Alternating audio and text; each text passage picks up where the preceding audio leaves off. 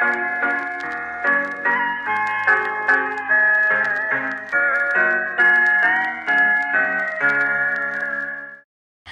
aku Nadira Salma.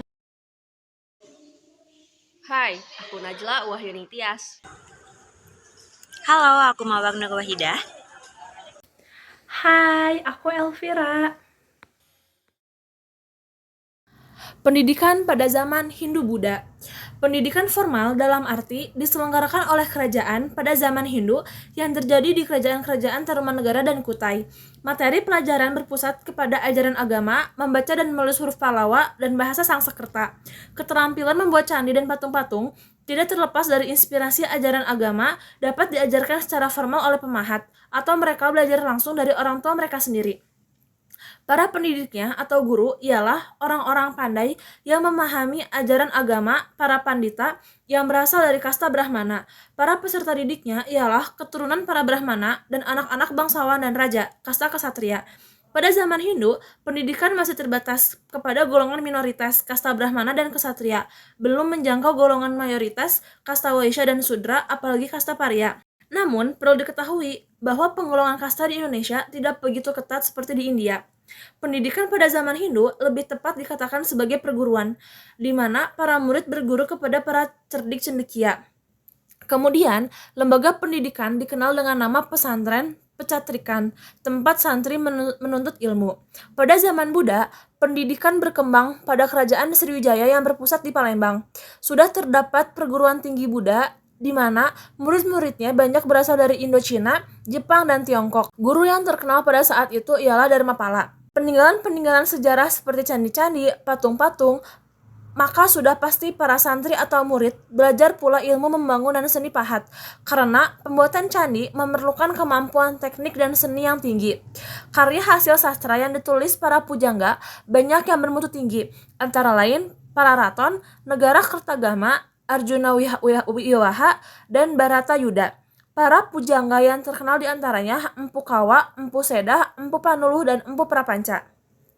Selanjutnya, ada tujuan pendidikan. Yang pertama, bagi kaum Brahmana, kasta tertinggi, pendidikan bertujuan untuk menguasai kitab suci, Weda untuk Hindu, dan Tripitaka untuk Buddha.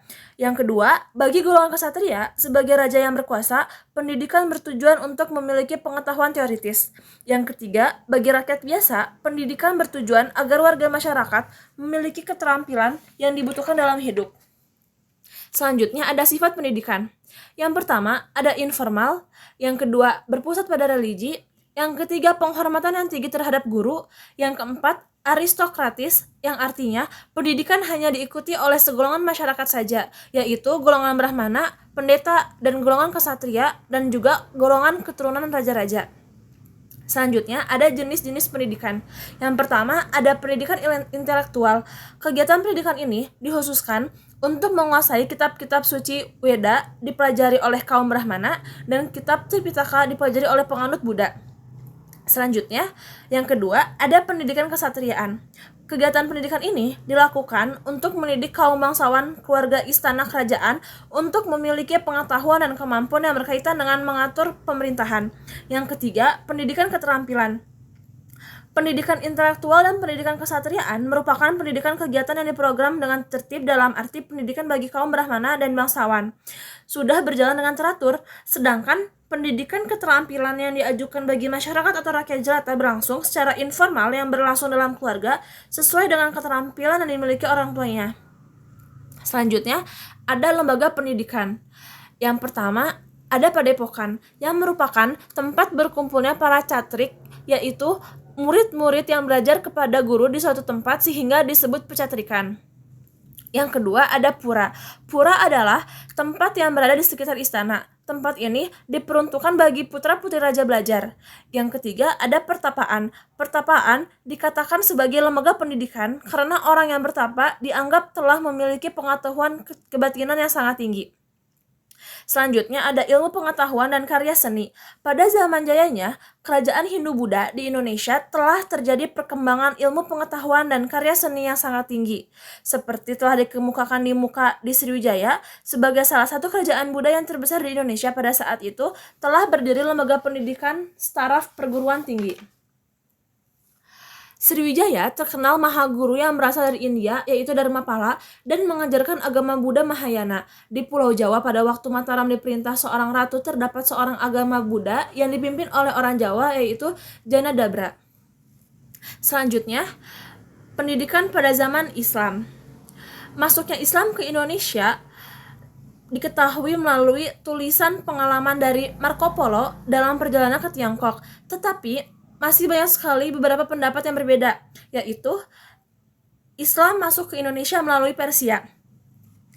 Bukti dari pendapat ini ialah sebutan ejaan tulisan Arab seperti Jabar, Jir, dan Pejes merupakan bahasa Iran, sedangkan dalam bahasa Arab adalah Fathah, Kasrah, dan Domah.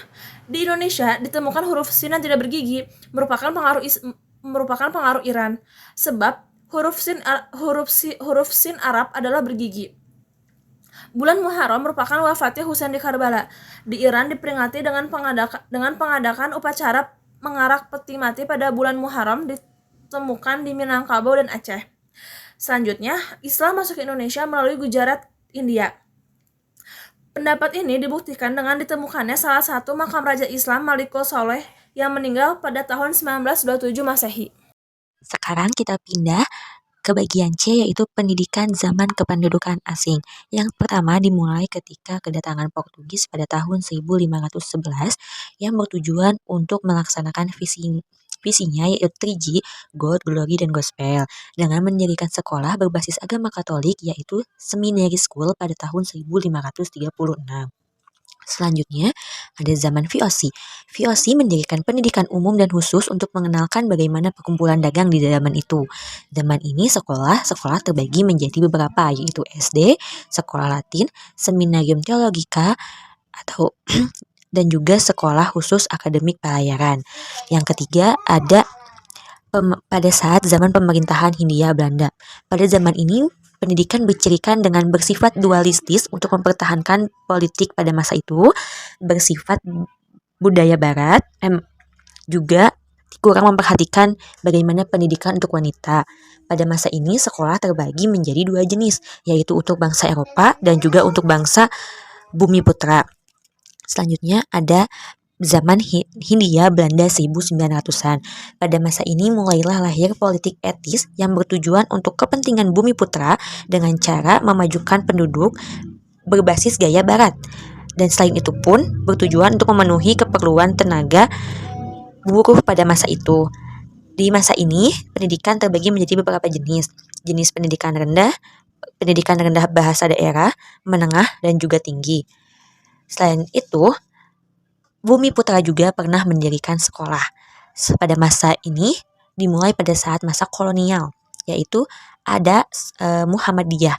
Muhammadiyah ini gerakan sosial yang sadar akan situasi politik pada masa itu dan juga berbasis kepada agama Islam. Selanjutnya ada Taman Siswa. Seperti yang kita tahu bahwa Taman Siswa ini didirikan oleh Ki Hajar Dewantara. Didirikan dengan tujuan agar semua masyarakat mendapatkan pendidikan yang merata dan juga masyarakat sadar atas budayanya sendiri. Menggunakan sistem perguruan juga memiliki pancadharma pendidikan. Dan yang terakhir ada Indonesia Netherlands School, didirikan oleh Muhammad Syafi'i untuk sistem pendidikan yang harmonis dan juga disesuaikan atas dasar pembawaan anak-anak pada masa itu. Lalu ada pada zaman masa kolonial Jepang. Pada masa ini berlandasan pada Asia Timur yang memberikan sekolah rakyat selama 6 tahun. Landasan pendidikannya juga berdasarkan kepada Hakoichiu dan juga pendidikannya bertujuan untuk menyediakan tenaga prajurit dalam peperangan. Selanjutnya ada bagian D, yaitu Pendidikan Nasional 1945 sampai 1950. Pada masa ini, Menteri Pendidikannya ialah Ki Hajar Dewantara. Beliau pernah membentuk Komisi Pendidikan Perancang RUU dan yang menghasilkan pasal 31 dan 32 Undang-Undang Dasar 1945. Pada saat itu, pendidikan bertujuan untuk mengabdi kepada negara. Dan setelahnya lahirlah tujuan pendidikan yang tertulis dalam UU 4 tahun 1950. Pada zaman ini, sistem pendidikan terbagi menjadi 3, rendah, menengah, dan tinggi. Di masa menengah terbagi menjadi SMP, sekolah teknik, sekolah dagang, kepandaian putri, adapun juga sekolah guru. Lalu Pada masa itu juga masyarakat diberikan pendidikan atau pendidikan masyarakat. Masyarakat adil makmur berdasarkan kepada Pancasila. Pada masa ini pun menggunakan metode Pancamarga. Ada juga pendidikan tinggi. Pendidikan tinggi ini sama seperti perguruan tinggi pada masa sekarang. Lalu ada pun pendidikan penyelesaian bekas pelajar perang senjata. Pada masa ini, sekolah diberikan kepada para pelajar yang dahulunya sempat terhenti untuk menjadi tentara pelajar. Mereka diberikan pilihan untuk melanjutkan pendidikannya atau tidak. Selanjutnya, kurikulum. Kurikulum yang digunakan, mereka menggunakan kurikulum Sekolah Rakyat 1947 yang memiliki 16 mata pelajaran. Pendidikan Nasional Indonesia tahun 1950 sampai 1959. Di tahun ini Indonesia ada di zaman demokrasi liberal. 19 Mei, Undang-Undang Dasar Sementara 1950 yang awalnya adalah Konstitusi Sementara Republik Indonesia berubah menjadi Undang-Undang Dasar Sementara Republik Indonesia berdasarkan piagam persetujuan antara pemerintah Republik Indonesia Serikat dan pemerintah Republik Indonesia dengan ditetapkan oleh DPR juga Senat. Dasar Pendidikan Undang-Undang Nomor 4 Tahun 1950 tentang dasar-dasar pendidikan dan pengajaran di sekolah yang berlaku di Republik Indonesia menghasilkan bahasa Indonesia sebagai bahasa persatuan wajib dipakai menjadi bahasa pengantar di seluruh sekolah Indonesia kecuali taman kanak-kanak dan 3 kelas pertama sekolah rendah. Sistem persekolahan mengikuti zaman sebelumnya. Undang-Undang Nomor 4 Tahun 1950 menghasilkan pendidikan dan pengajaran dibagi menjadi 5. Ada pendidikan dan pengajaran taman kanak-kanak, pendidikan dan pengajaran rendah, pendidikan dan pengajaran menengah, pendidikan dan pengajaran tinggi, serta pendidikan dan pengajaran luar biasa. Pada 25 Agustus 1900 perubahan sekolah-sekolah menghasilkan sekolah rakyat diubah menjadi sekolah rakyat negeri. Sekolah rakyat ini wajib memakai bahasa pengantar Indonesia. Selain sekolah rakyat negeri, ada juga sekolah rakyat partikelir. Ada 3 macam, yaitu sekolah rakyat partikelir bersubsidi, ini wajib memakai pengantar bahasa Indonesia. Sekolah rakyat partikelir tak bersubsidi, menggunakan bahasa pengantar bebas, namun wajib ditambahkan mata pelajaran bahasa Indonesia. Serta ada juga sekolah rakyat partikelir istimewa, dengan bahasa pengantar bahasa Belanda dikarenakan murid-muridnya orang-orang Belanda juga WNA lainnya. Untuk sekolah menengah diubah nama menjadi sekolah menengah pertama negeri, juga sekolah menengah pertama partikelir. Masa studi pun berubah dari yang awalnya 4 tahun menjadi 3 tahun. AMS atau Allgemein Middelbare School diubah nama menjadi sekolah menengah atas. Penyelenggaraan pendidikan ada 3 macam. Ada sekolah guru A, sekolah guru B, juga kursus B1 dan B2. Sekolah guru A adalah lanjutan untuk mengajar anak-anak SMP. Sekolah guru B adalah sekolah lanjutan untuk mengajar anak-anak SD, TK, juga SLB. Kursus B1 dan B2 adalah sekolah lanjutan untuk mengajar anak-anak SMA. Juga ditambahkan kurikulum pendidikan agama pada 16 Juli 1951. Tiap sekolah rendah dan lanjutan diberikan pendidikan agama di kelas 4. Sejak 1951, sekolah swasta bermunculan. Ada yang bercirikan keagamaan, juga ada yang bercirikan kebangsaan atau netral. Contohnya adalah MPPK atau Majelis Pusat Pendidikan Kristen. Muhammadiyah juga menambahkan ilmu umum dalam kurikulum mereka, menyusul sekolah-sekolah Nahdlatul Ulama. Taman Siswa juga memperbanyak cabang mereka di seluruh Indonesia. Pendidikan Nasional Indonesia tahun 1959 sampai 1965. Pada tahun ini Indonesia di bawah kepemimpinan demokrasi terpimpin. Di masa demokrasi terpimpin ini, kita kembali lagi ke Undang-Undang Dasar 1945 pada dekret Presiden di 5 Juli 1950. Pancasila juga kembali pada rumusan awalnya di Undang-Undang Dasar 1945. Tujuan dan dasar pendidikan untuk melahirkan warga negara yang sosialis, bertanggung jawab atas terselenggaranya masyarakat sosialis Indonesia, adil, makmur, spiritual, dan material yang berjiwa Pancasila.